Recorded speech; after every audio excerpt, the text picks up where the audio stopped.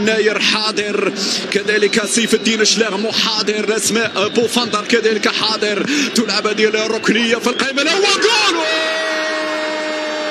جول جول جول جول جول عبد الحميد بودلال الكابيتان يسجل.